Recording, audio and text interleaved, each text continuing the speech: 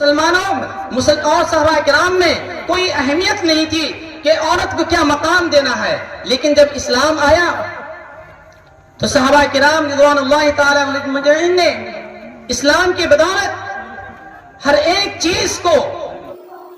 السلام علیکم ورحمۃ اللہ وبرکاتہ۔ دوستو، امید ہے کہ آپ سب بخیر ہوں گے۔ چلیے آج کا ویڈیو شروع کرنے سے پہلے آپ سے چھوٹی سی درخواست ہے کہ آپ چینل کو ضرور سبسکرائب کریں، لائک اور شیئر کریں۔ چلیے آپ کا وقت ضائع کرنے سے پہلے بہتر ہے کہ ویڈیو شروع کیا جائے۔ اس قدر اہمیت دی جس کی بدولت صحابہ کرام آج ہمارے لیے رہنما اور پیشوا بن گئے۔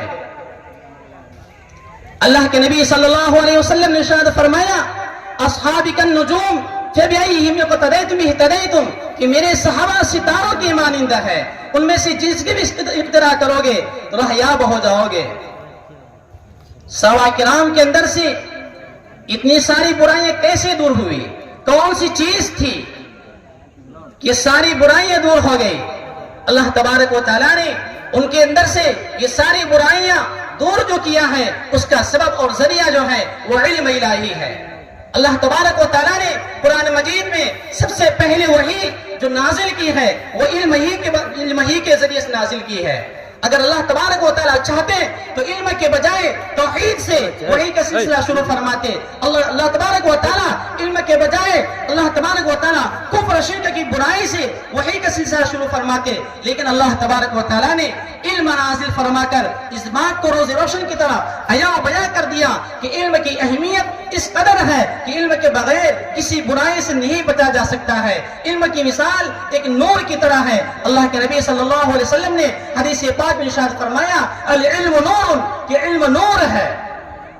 آپ اس کو ایک مثال سے سمجھیے، ایک روم بالکل تاریک اور اندھیرا ہے، اس میں ہر طرح کے زہریلے سانپ، بچھو اور جانور ہیں، لیکن اگر وہاں پر روشنی نہ ہو تو روشنی کے بغیر وہاں کسی بھی زہریلے جانور سے ہم بچ نہیں سکتے ہیں۔ اگر روشنی آ جائے تو ہر طرح کے زہریلے جانوروں کو ہم بھگا سکتے ہیں۔ تو اللہ تبارک و تعالیٰ نے علم نازل فرما کر تمام طرح کی برائیوں کو دور کرنے کا ایک آلہ اور ذریعہ دے دیا کہ جس آدمی کے اندر جو بھی برائی پائی جائے وہ علم کے ذریعے سے اس برائی کو دور کر سکتا ہے۔ محترم سامعین کرام، یہی حال ہے آج ہمارے معاشرے میں۔ علم نہ پائے جانے کی وجہ سے، جہالت کی وجہ سے ہر طرح کی برائی پائی جاتی ہے۔ کون سی ایسی برائی نہ ہو جو ہمارے معاشرے میں نہ پائی جاتی ہو؟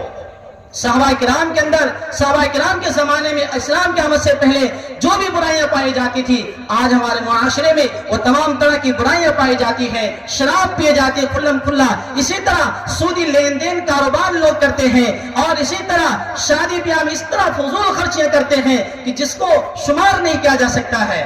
محترم سامعین کرام، اگر ہم چاہیں تو ہمارے اندر سے یہ ساری برائیاں کیسے دور ہو؟ اس کے لیے ضروری ہے کہ ہم علم کو سیکھیں اور دوسروں کو سکھائیں۔ ابھی آپ حضرات کے سامنے قرآن مجید کے ایک آیت تلاوت کی۔ اس آیت میں اللہ تبارک و تعالیٰ نے ارشاد فرمایا کہ علم والے اور بغیر علم والے دونوں برابر نہیں ہو سکتے ہیں۔ جس طرح نور اور ظلمت تاریکی دونوں برابر نہیں ہو سکتے ہیں، اندھا بہرا دونوں برابر نہیں ہو سکتے ہیں، گونگا اور بولنے والا برابر نہیں ہو سکتے ہیں، اسی طرح علم والا اور بے علم دونوں برابر نہیں ہو سکتے ہیں۔ اللہ کے نبی صلی اللہ علیہ وسلم نے حدیث پاک میں ارشاد فرمایا، طلب العلم فریضۃ علی کل مسلم، کہ ہر مسلمان پر علم کا حاصل کرنا فرض ہے۔ عالم بننا فرض نہیں ہے، حافظ بننا فرض نہیں ہے، مفتی بننا فرض نہیں ہے، لیکن اس قدر علم کا حاصل کرنا ہر ایک مسلمان، مرد ہو یا عورت، ہر ایک پر فرض ہے، جس سے حلال کی تمیز ہو جائے، حرام کی تمیز ہو جائے۔ محترم سامعین کرام، علم کی فضیلت کے عنوان پر اللہ تبارک و تعالیٰ نے قرآن مجید میں بے شمار آیت نازل فرمائی ہے. ایک آیت میں اللہ تبارک و تعالیٰ نے ارشاد فرمایا یرفع اللہ الذین آمنوا منکم والذین اوتوا العلم درجات، کہ اللہ تبارک و تعالیٰ ایمان والوں کے مرتبے کو بلند کرتے ہیں، اور ایمان والوں کے بعد اللہ تعالیٰ نے فرمایا علم والوں کے ساتھ ساتھ علم والوں کے مرتبے کو بلند کرتے ہیں. حالانکہ علم والے ایمان والوں میں داخل ہیں، لیکن علم کی اہمیت کو بتانے کے لیے، علم کی فضیلت کو بتانے کے لیے اللہ تبارک و تعالیٰ نے علم والوں کا الگ سے تذکرہ کیا ہے. اللہ تبارک و تعالیٰ نے قرآن مجید میں ارشاد فرمایا الرحمن علم القرآن خلق الانسان. دیکھیں یہاں پر بھی انسان کی تخلیق کا تذکرہ بعد میں کیا ہے، لیکن علم کا تذکرہ پہلے کیا ہے. الرحمن علم القرآن، رحمان وہ ہے جس نے قرآن کی تعلیم دی، قرآن سکھلایا. اس سے معلوم یہ چلا انسان کی تخلیق اللہ تبارک و تعالیٰ کے نزدیک اس سے زیادہ بڑھ کر فضیلت اور اہمیت کے حامل جو ہے وہ علم ہے. محترم سامعین کرام، اللہ کے نبی صلی اللہ علیہ وسلم نے حدیث پاک میں ارشاد فرمایا ایک ایسا زمان آنے والا ہے جب لوگ علم کو چھوڑ دیں گے، جہالت عام ہو جائے گی، لوگ جاہلوں کو سردار بنا لیں گے اور آہستہ آہستہ علماء کو اٹھا لیں گے. ہم دیکھیں، غور کریں، آج وہی زمانہ آہستہ آہستہ آ رہا ہے کہ لوگ علم دین سے دور ہوتے جا رہے ہیں، اور لوگ دنیا کمانے میں اس قدر مشغول ہو رہے ہیں کہ انہیں ایسا محسوس ہوتا ہے کہ انہیں دنیا میں ہی ہمیشہ رہنا ہے اور آخرت میں کبھی جانا ہی نہیں ہے. محترم سامعین کرام، آج میں بہت ہی خوشی ہوئی ہے کہ آج اس اسلامک پبلک اسکول میں بہت ہی مبارک اور بہت ہی اہم پروگرام ہوا، جس میں بچوں اور بچیوں نے بہت ہی بہترین پروگرام منعقد کیا اور بہت ہی بہترین انداز میں انہوں نے پروگرام کو پیش کرنے کی کوشش کی ہے.